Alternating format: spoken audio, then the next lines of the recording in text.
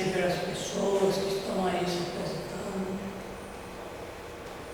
por mais esse dia, Senhor e Mestre Jesus, agradecendo a Deus pelos palestrantes, as esposas que estão aqui presentes, por mais esse dia, Pai. Nós possamos ter um dia de entendimento de paz no mundo. O mundo precisa de paz. Depende do cidadão de boa vontade. E muito obrigado por mais uma oportunidade de nós estarmos juntos aqui. Obrigado, Mestre Jesus.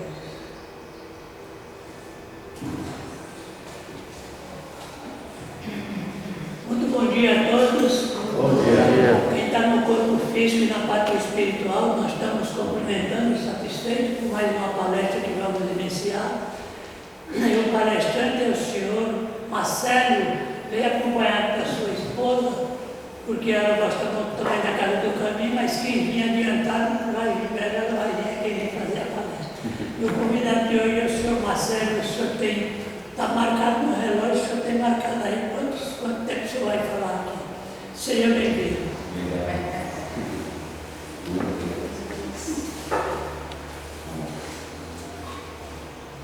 Vou tirar a máscara aqui, viu, gente? Tudo bom. Bom dia a todos. Bom dia. Vamos lá, né? Respeitando o nosso tempo, que a gente tem aí para falar um pouco. Hoje, nós escolhemos falar.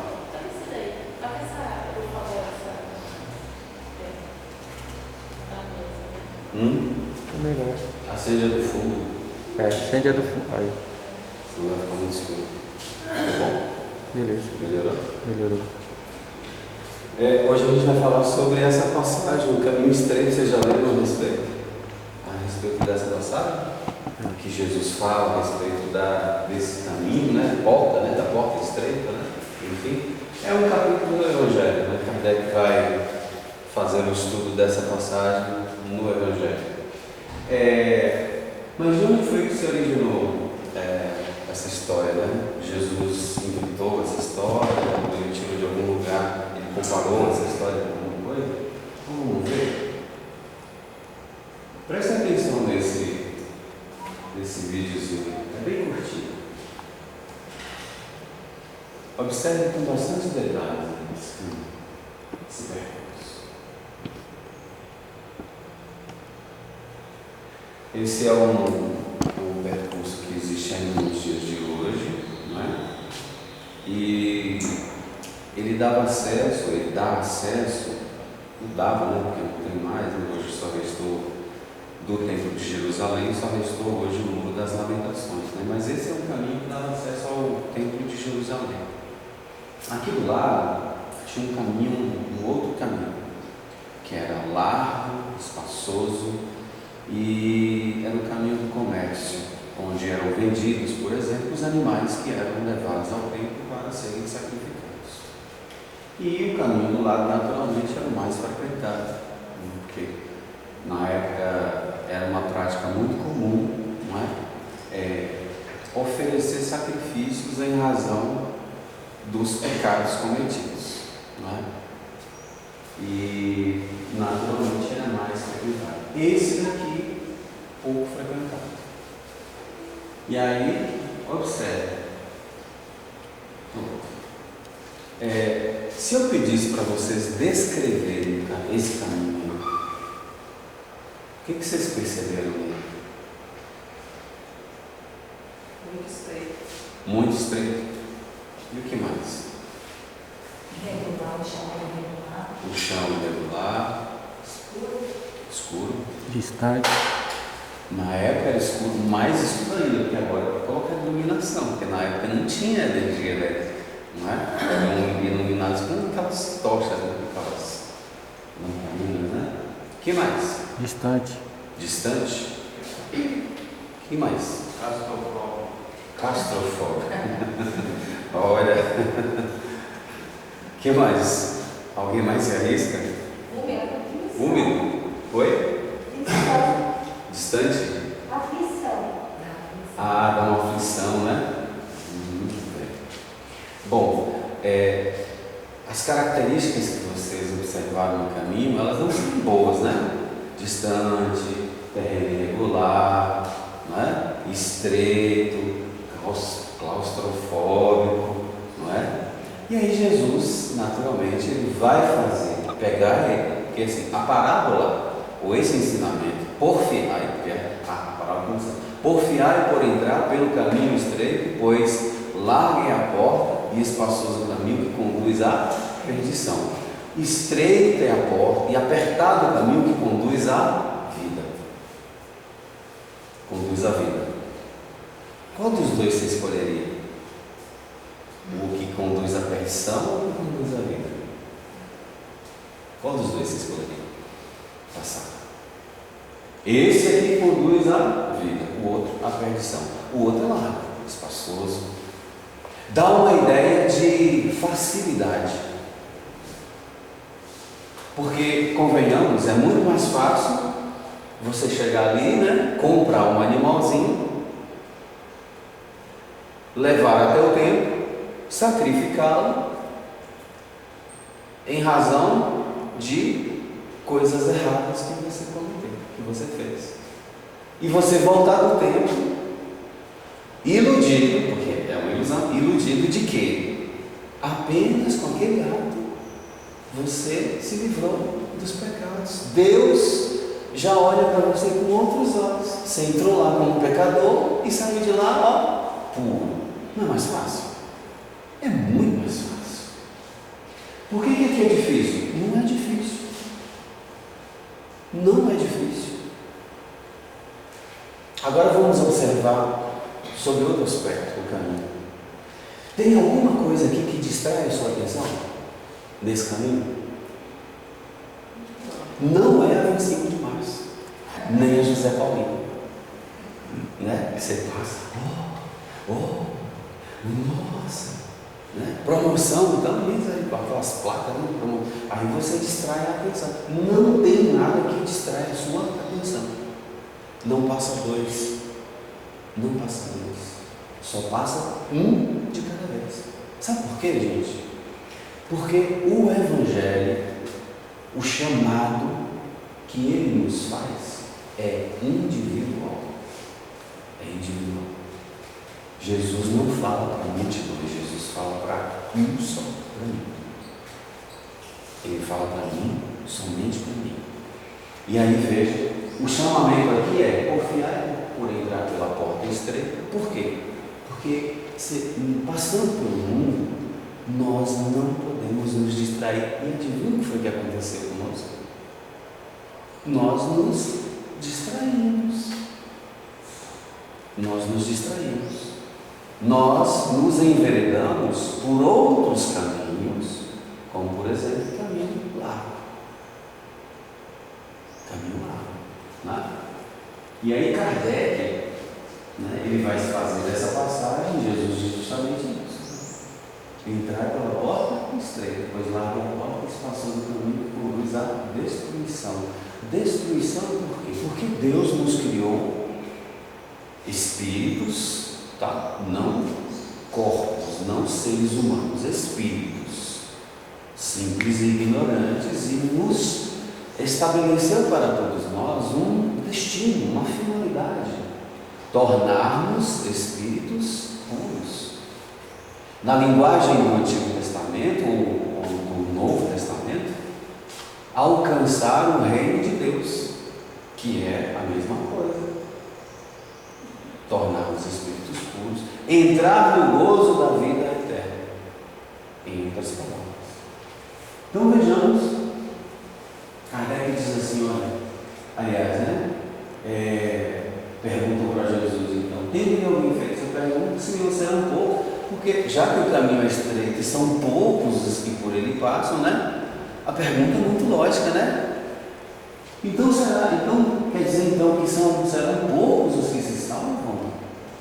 Serão poucos os que se salvam? Não.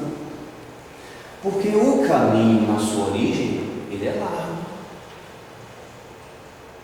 Deus não estabeleceu que para nós nos tornarmos espíritos puros, nós inevitavelmente precisaríamos enveredarmos pelo caminho do mal. Para se chegar ao bem, tem que passar pelo mal? Não. Deus não estabeleceu isso. Mas Ele deixou-nos livres. Livre-arbítrio, escolha com conhecimento de causa. Então você vai ser testado, provado, mas você pode ceder ou você pode resistir. Não é assim na vida da gente? Não tem hora que vem aquelas tentações? Será que eu faço ou não faço? E a consciência diz: não faz. Você já sabe que é errado fazer, então naturalmente você procura não fazer. Aí, para a gente entender melhor isso, nós vamos nos basear na escala espírita. A escala espírita está no Livro dos Espíritos, a partir do item 100. Kardec faz uma classificação dos espíritos. Jesus já teria feito essa classificação na parábola do semeador, quando ele compara, por exemplo, os terrenos, as terras, beira do caminho, terreno com pedra, espinheiro e terra boa. E mesmo a terra boa, ele também faz uma divisão, uma deu 30 por um, outra 60 e a outra 100 por um. Ele está falando do quê? Está falando dessa mensagem do Evangelho e o quanto ela produziu nos indivíduos. Os terrenos somos nós, em várias etapas desse processo evolutivo. Então vejamos, Kardec também faz uma classificação dos espíritos. Ele vai dividir os espíritos em 3 ordens, tomando por elementos gerais desses espíritos. Claro, toda classificação aguarda relação com o tipo de elementos que foi utilizado. Quanto mais elementos vai se utilizando, maior vai ficando a classificação. Então, nesse caso, como ele toma elementos gerais, ele divide apenas em 3: espíritos imperfeitos, bons e puros. Só que um detalhe nessa escala é que ela não começa no ponto inicial. Por quê? Porque na sua origem os espíritos são idênticos. Como são criados os espíritos? Nós, simples e ignorantes, sem saber. Não tem elemento de classificação. Os elementos de classificação eles vão surgir posteriormente, à medida em que esses espíritos vão experienciando, vão encarnando, e aí, à medida que eles vão encarnando, eles vão desenvolvendo pensamento, desejo, vontade, emoções, sentimentos, inteligência, memória. Todas essas coisas dizem respeito ao mundo dos pensamentos, que constitui, na verdade, um atributo da alma, um atributo do espírito. Na sua origem, então, eles são simples e ignorantes. Mas aí o que acontece? Aqueles que, desde a sua origem, tomaram um caminho reto, o próximo passo, ou a próxima etapa para eles é se tornarem espíritos bons, dentro desta classificação feita por Kardec. E aí, olha só, características dos espíritos bons: predominância do espírito sobre a matéria, desejo do bem, suas qualidades e poderes para o bem estão em relação com o grau de adiantamento que hajam alcançado. Jesus fala sobre isso, inclusive, num diálogo, quando ele se refere, por exemplo, a João Batista. Ele diz assim: dos filhos nascidos de mulher, não há um maior que João Batista.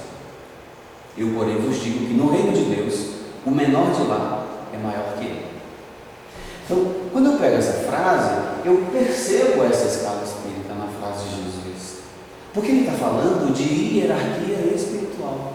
Ele está falando de progressão, de adiantamento. E ele está dizendo naturalmente que todos tendem a esse mesmo fim, a essa mesma finalidade, que é tornar-se espíritos puros. Por isso, inclusive, que ele diz a Nicodemos, ninguém poderá ver o reino de Deus se não nascer de novo. Porque é nas experiências, no mundo corpóreo, que o espírito vai desenvolvendo os seus potenciais, inteligência, memória, vontade, desejos, sentimentos, não é? Cumprindo a lei de Deus. Eu fiz uma questão.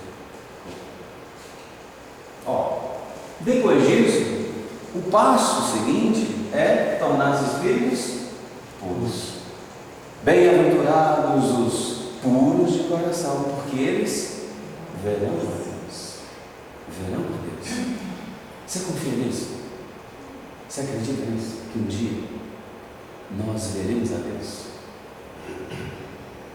Você confia nele? Eu não tenho pressa, né?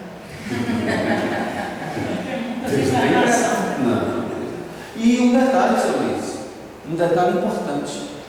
Quando os Espíritos falam a respeito da fé, eles dizem que a fé é o sentimento inato no homem acerca dos seus destinos futuros. Então, assim, Deus tem plena convicção de que você, por mais que você tenha enveredado-se por caminhos tortuosos, você vai se tornar um espírito puro, porque ele não tem pressa. Ele só sabe, ele tem a certeza, para ele, para Deus, não resta dúvida nenhuma. E para você? Você confia nisso? Porque a fé, ela presume-se, ela baseia-se na confiança. Por que nós estamos aqui reunidos falando sobre isso? Para que você, para que eu, pensemos mais nessas coisas. Para que a gente não viva unicamente a vida do corpo. Para que a gente não se ocupe tão somente das coisas que relacionam-se à nossa vida no mundo. Porque a vida no mundo, essa vida, a vida na Terra, ela nos foi dada com um propósito. Ou como prova, ou como expansão. Isso está inclusive nas palavras de Jesus. No mundo tereis aflições ou provações, mas ânimo, eu venci o mundo. Ele está falando o quê? Você vai vencer. Quando? Você pensar. Quem determina quando é você. Porque Deus não nos afronta o livre-arbítrio da vontade. Não quer. Tá bom. Sim, tá bom. Só que esse não quer vai trazer a você consequências do seu não querer. Por exemplo, perda de tempo evolutivo, degredo, ser expulso de um planeta, como já aconteceu conosco, como diz Santo Agostinho, no capítulo Há Muitas Moradas na Casa de Meu Pai, ele vai dizer: os espíritos em expiação da terra são exógenos, estrangeiros, vieram expulsos de outros mundos. Se eu já vim expulso de outro mundo, imagino que eu já aprontei. Imagino que eu já aprontei por lá. Para ser preciso um outro mundo, para seguir, para avançar. Tudo bem até aqui? Bom, tiveram os espíritos que tomaram o caminho reto, mas tiveram outros, tá? Que se desviaram do caminho. Kardec pergunta na questão 120 de Livro dos Espíritos. Todos os espíritos passam pela fieira do mal. Fieira é caminho. E os espíritos respondem: pela fieira do mal? Não, pela fieira da ignorância. A simplicidade e a ignorância é ponto inicial para todos. O mal é uma opção, uma escolha. E não existe maldade sem escolha com conhecimento de causa. Por quê? Quando se faz algo por ignorância, não pode-se ser responsabilizado por aquilo que se fez por ignorar. Você só se responsabiliza quando você faz conhecendo, sabendo aquilo que faz. E mesmo assim, opta porque é um desejo, ou melhor, é uma atitude que tem a ver com a sua vontade. Eu quis. Parábola do filho pródigo, do filho mais novo, que diz para o pai que, não quero, isso para mim não existe, você já morreu, me dá minha parte na herança. E ele vai, e o pai da parábola deixa, né? Porque o pai da parábola permite aquele filho fazer tudo isso com ele, numa cultura onde o pai é o centro, né, da família, não poderia isso acontecer jamais. Mas nessa parábola, o pai deixa, o pai permissivo, o pai deixa o filho fazer o que ele quer. Porque Deus nos deixa fazer tudo o que ele quer. Você não tem, pode fazer, mas com uma condição: eu estabeleci para você felicidade. Toda vez que você distancia-se de mim, você está buscando o quê? Infelicidade. O que nos pode trazer a reflexão de que todas as infelicidades pelas quais nós passamos decorrem unicamente do nosso afastamento de Deus. Toda solução para essa infelicidade significa aproximar-nos de Deus. Aproximar-nos de Deus representa tomar a porta estreita e caminho apertado. Não tem outra solução. E para tomar aquele caminho estreito, por que o caminho é estreito? Porque não dá para passar ali com toda essa quinquilharia que nós acumulamos ao longo de milhares de existências. Inveja, raiva, mágoa, ódio, tristeza, ciúme, prepotência, arrogância, maledicência, sensualidade, tudo isso acumulados ao longo de várias existências. Para você passar ali no caminho estreito, você tem que se livrar de tudo isso. É difícil? Eu sei que você respondeu mentalmente aí, como é difícil, não é? Mas a gente vai tentando. Jesus, em uma certa passagem, ele vai dizer que ele veio com um propósito ao mundo, né? Em várias passagens, na verdade, como por exemplo, ele diz assim: eu não nasci e não vim ao mundo senão para dar testemunho da verdade. Quem é da verdade? Isso aqui. Que verdade? A testemunha, André, que é da área jurídica, ou quem mais estiver aqui, a testemunha no processo judicial, ela fala apenas daquilo que viu, ela não opina. Eu acho que Deus existe, eu não sei, não pode ser. Não, a testemunha, ela fala daquilo que viu. Eu vim a este mundo, eu não nasci, não vim a este mundo, senão para dar testemunho da verdade. Que verdade? Deus. Não são os puros de coração que verão a Deus. Jesus já atingiu essa condição de Espírito puro e retornou para as ovelhas desgarradas, as ovelhas perdidas da casa de Israel, todos nós, as ovelhas que esqueceram e desprezaram a lei de Deus, de que existe isso, que Deus existe, que todos nós fomos criados simples e ignorantes, que todos nós, que Deus destinou a todos nós o bem, a felicidade, e que nós precisamos confiar nisso, porque Ele é a testemunha viva de que Deus existe, de que existe toda uma lei, todo um processo, e todos nós estamos inseridos nesse contexto, de sorte que não há um único ser, uma única criatura, por mais cruel que seja, que não se tornará um dia Espírito puro. Mas como um tempo para Deus não existe nessa coisa. Você que determina o que é que você vai pesquisar. Características dos espíritos imperfeitos. Predominância da matéria sobre o espírito. Por quê? Kardec vai fazer referência na escala espírita do ponto de vista da matéria, o quanto a matéria interfere nesse processo evolutivo e o quanto nós precisamos nos livrar dela. Tanto assim é que na simbologia da libertação do povo egípcio, do povo hebreu do domínio egípcio, Egito em hebraico é Mitzrayim. Mitzrayim é escravidão. Então, quando nós olhamos para a história de Moisés indo ao Egito, libertando o povo hebreu do domínio egípcio, aparentemente parece apenas um fato histórico que aconteceu.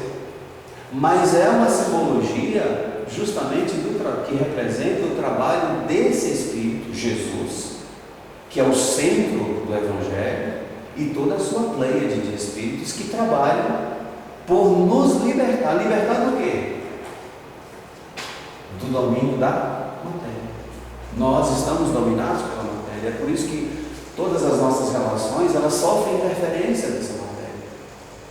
O nosso amor, nós ainda amamos, mas o nosso amor ainda é um amor paixão. A gente ama o nosso pai, a nossa mãe, a esposa, o filho, mas a gente não ama todos. Por quê? Por causa dessa predominância. Nós ainda atuamos no mundo como se fôssemos corpos. Nós nos confundimos com os corpos. Você vive como se fosse João, Maria, Pedro, Marcelo, André, Luiz, quando na verdade essas são representações do mundo, ou seja, representam apenas personalidades. Quando eu amo a personalidade, eu amo apenas aquilo que está referente ao contexto da personalidade. Né? Eu amo, mas eu amo dentro daquele contexto, mas eu não amo todos. Por isso essas várias divisões, essas várias comparações que nós fazemos, mais bonito, mais feio, mais inteligente, não é?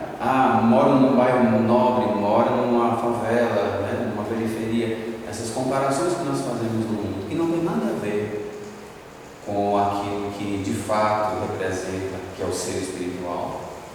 Porque independente da situação, das circunstâncias pelas quais eu estou vivendo no mundo, isso não significa que Deus, né, prosperou um e o outro não. Tem um olhar mais delicado para um e para o outro não.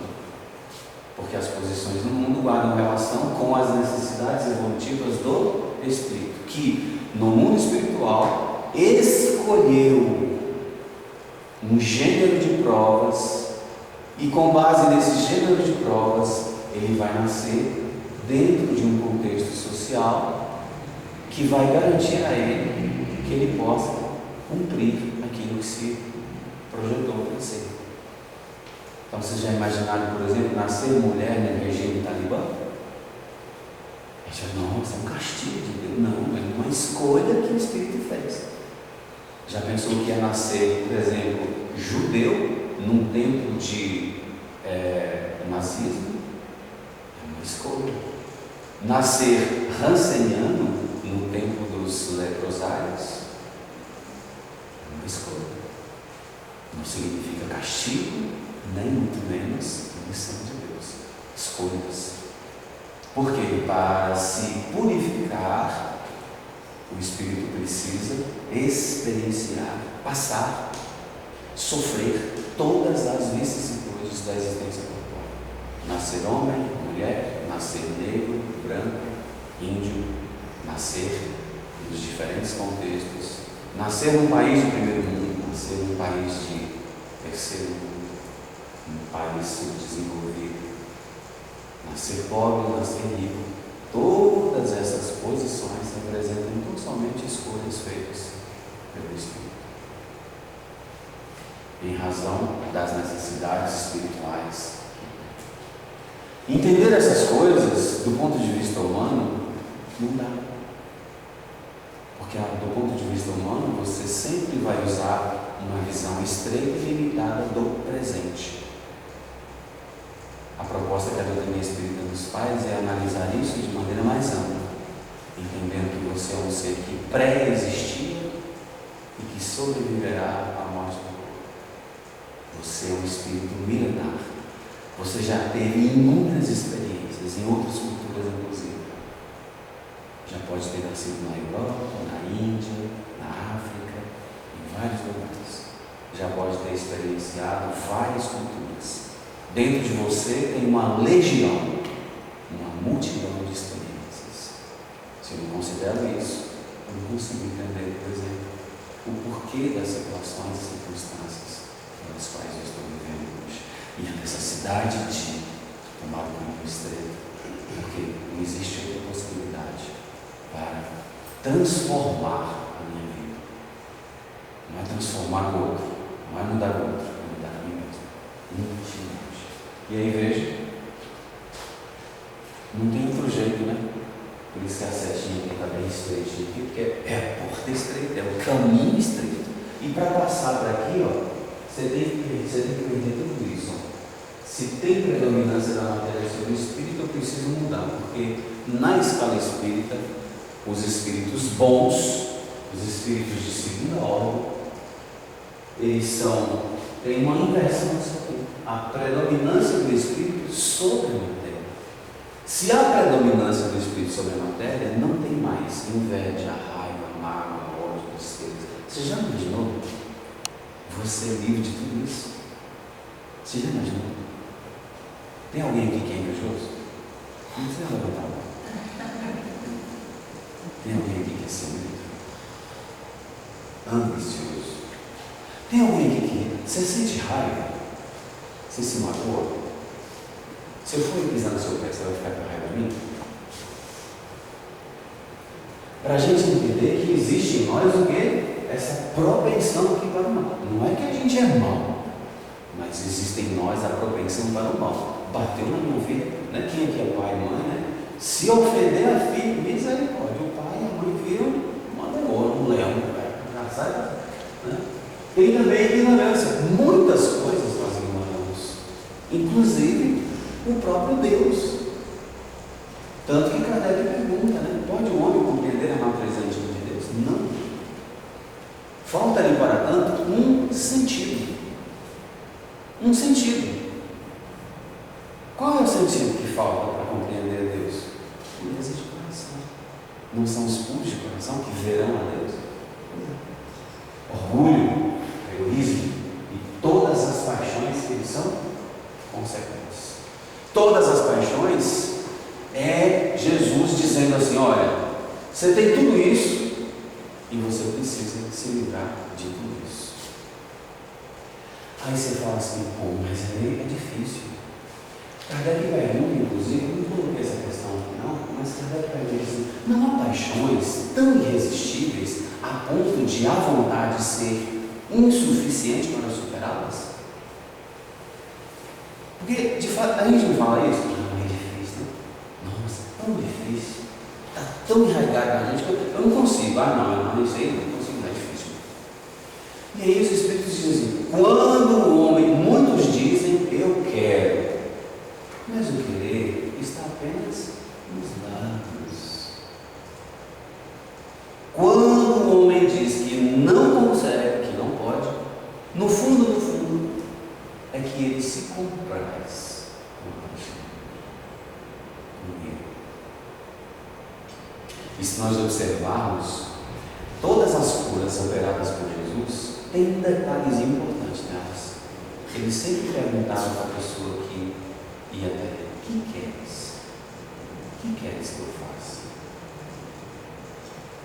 Você tem vontade? Porque se não dependesse desse elemento, vontade, ele teria curado todo mundo, não é não? Se a cura dependesse unicamente dele, ele teria curado todos. A gente não estaria aqui, inclusive. Mas não depende dele, depende de quem? Da pessoa, depende de você.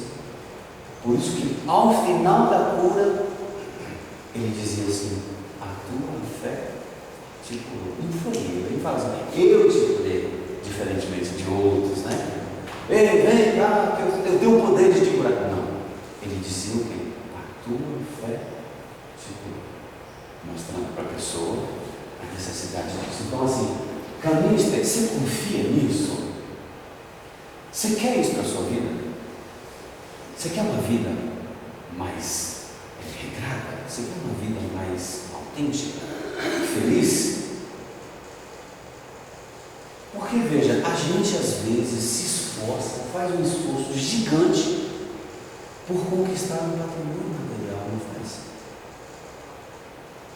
Mas em razão daquilo que representa para nós a felicidade permanente, gente, não é uma oferta de uma coisa que vai acabar. Porque por mais que você goze no mundo de inteligência, felicidade, saúde, bem-estar, condição financeira, você vai morrer. Dinheiro não compra a vida eterna. A vida eterna, ela é inerente ao cumprimento da lei de Deus. E esse Jesus, O Jesus que nos instiga, que nos incentiva à prática do bem, é um Jesus esquecido. O Jesus que a gente lembra é o Jesus da cruz, que morreu para nos livrar dos nossos pecados. A gente não lembra de um Jesus dizendo assim: olha, se alguém te bater na face direita, oferece a outra. Se alguém vier com maldade, oferece a bondade. Se alguém vier com orgulho, oferece a humildade. Se alguém vier com arrogância, oferece a generosidade. A gente não se lembra de um Jesus dizendo: a quem te perdoa não 7, mas 70 vezes 7. A gente não lembra disso. Porque quando nos bate, né, a gente já está arrumando a voadora já. Esse Jesus é um Jesus esquecido. Mas esse Jesus é um Jesus necessário e urgente na nossa vida. Por isso a gente precisa dele como um intermediário na nossa vida de graça. Na nossa vida de graça. Quando nos relacionamos em casa, no trabalho, na rua, Jesus tem que estar intermediando a nossa relação para que ela seja sempre bondosa, generosa. E é assim que nós vamos vencer tudo isso, tomando o caminho estreito e retomando o caminho reto. Porque quando você chega aqui, aí não tem mais nada que te desvie do alvo, nada que te desvie do objetivo da sua existência. E eu os livro isso no todos.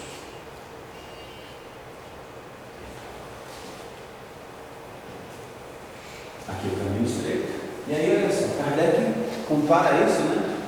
No Evangelho, diz: largue a porta da perdição, porque são numerosas as paixões más. Que paixões más? Inveja, raiva, mágoa, ódio, ciúme, terceiro. Olha, se a gente for estudar a história da humanidade, você vai ver muito disso, né? Revolta, inclusive entre os religiosos, né? Que a gente vai ver uma religião imponente, né? Extremamente cruel. Por isso que muitos foram lançados à fogueira, outros foram guilhotinados, outros foram enforcados.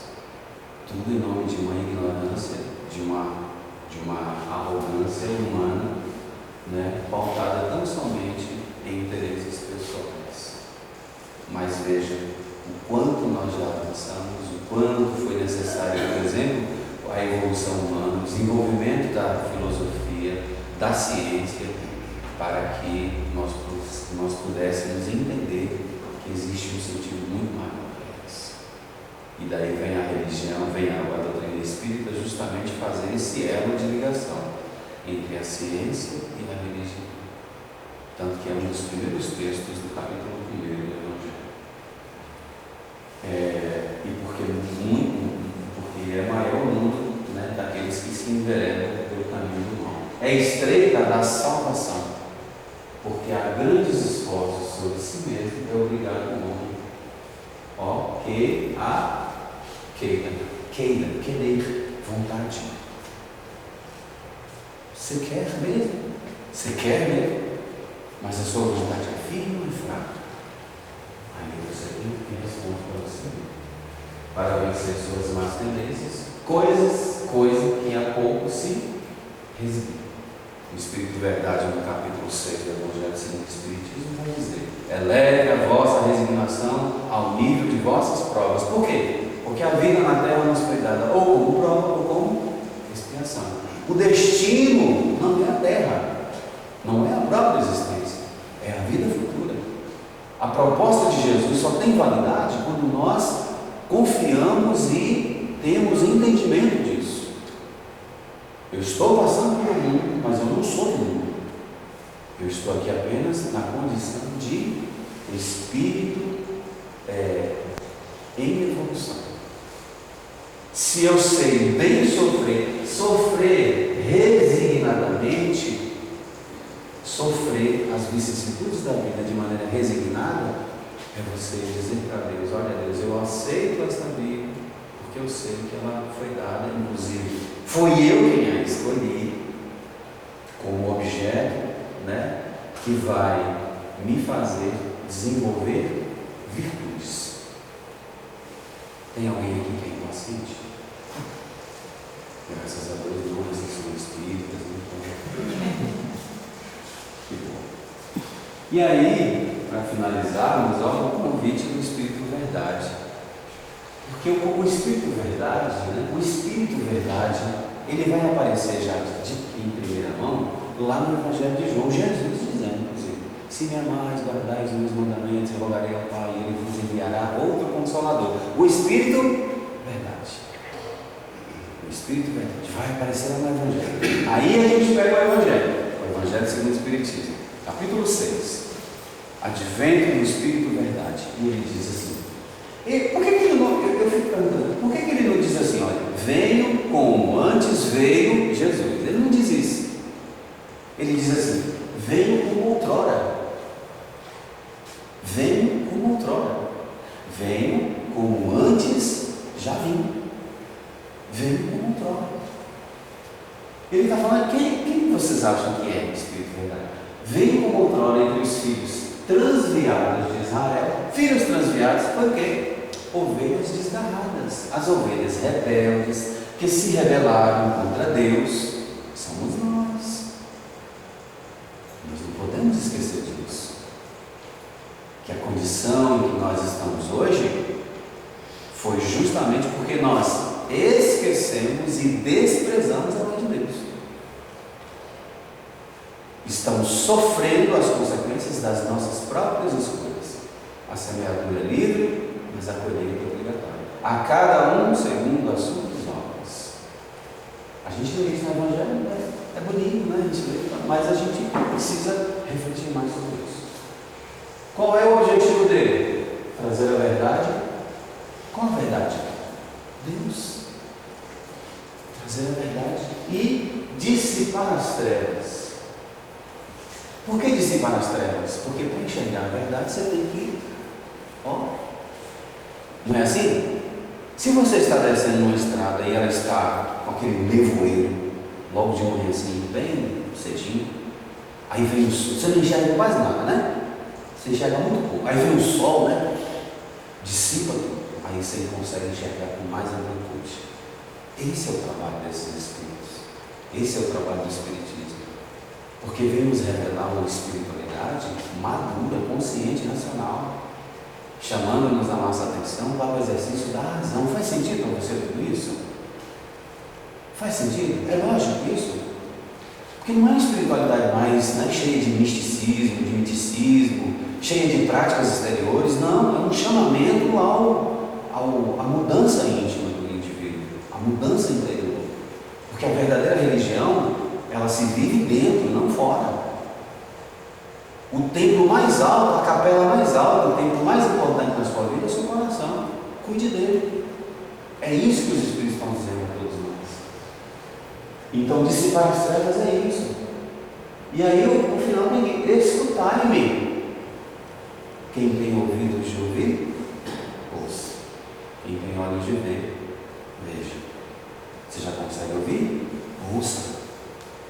Escutai-me é prestar atenção. Nesses poucos minutos que nós estivemos aqui, seu pensamento vagou? Você pensou em alguma coisa que você tem que fazer, em uma tarefa, no pagamento, no filho, você desviou o pensamento de alguma coisa? É isso. É ter esse controle. Escutar é prestar atenção. Prestar atenção.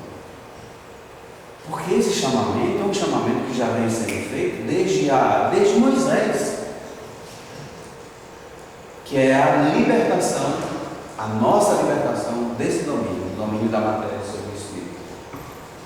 Sinto-me, aí ele diz, sinto-me por demais tomado de compaixão pelas vossas misérias, pela vossa fraqueza imensa, vontade fraca, né? Para deixar de estender mão socorredora aos infelizes transviados, que vendo o céu, veja, não é uma coisa que a gente não vê, a gente vê, mas mesmo vendo, a gente cai nos abismos de ver. Você sabe que é errado, mas você não tem força, né? Você é fraco para resistir. Ao invés de você resistir, você se entrega à perdição, ao vício, à paixão. Sou o grande médico das almas e venho trazer-vos o remédio que vos há de curar. Vinde, ação, vontade. Não é eu que vou, vinde, pois a mim vós que sofreis e vos achais sobrecarregados e sereis aliviados e consolados. Mas ele continua lá, né? Tomares sobre vós o meu jugo e aprendei de mim, sou manso e de coração. Não busqueis a luz, a força e a consolação, pois que o mundo é impotente para dá-las. A ciência nos trouxe, a ciência, o desenvolvimento tecnológico, da inteligência nos trouxe muitos benefícios. Muitos benefícios. Aliviou demais a nossa vida, não foi? Hoje, não obstante as dificuldades que nós encontramos ainda, nós já não sofremos tanto. Você já imaginou viver anos 50? Se nós vivêssemos, por exemplo, essa pandemia que nós passamos agora, se fosse anos 50, teria dizimado meio monte de gente. Mas graças à tecnologia, em tempo muito curto, nós conseguimos desenvolver vacinas, né, a ponto de minimizar os efeitos desse vírus aí que nos trouxe alguns prejuízos. Por fim, Deus dirige um supremo apelo aos vossos corações por meio do Espírito Santo. Sabe o que é supremo? Lembra lá de Supremo Tribunal Federal? É a última instância. Um processo chega lá, é a última instância. Lá ele é julgado e pronto. O Espiritismo é o supremo apelo de Deus. Então, se você está dizendo, acho que não dá, eu preciso de uma coisa melhor, eu preciso de algo mais, não vai vir. Não tem mais revelação. Que inclusive é uma síntese da parábola do fermento, das 3 medidas de farinha que a mulher, né, prepara o pão e coloca ali o fermento. As 3 medidas de farinha são as 3 revelações: Moisés, Jesus e Espiritismo. Não tem mais uma. Não espere outra revelação. Não virá. Se o Espiritismo não for capaz de mudar, de chamar a sua atenção para essas coisas importantes, as coisas que dizem respeito ao Espírito, se você precisar de algo mais, não virá. Nós não precisamos disso. É por isso que ele nos afeta exatamente. Ele nos pega justamente pelo raciocínio, pela lógica. Faz sentido para você? Pensa aí, raciocina aí. Faz sentido essas coisas para você? E é isso que a gente precisa buscar. É isso que eu desejo para todos vocês, para mim. Muito obrigado.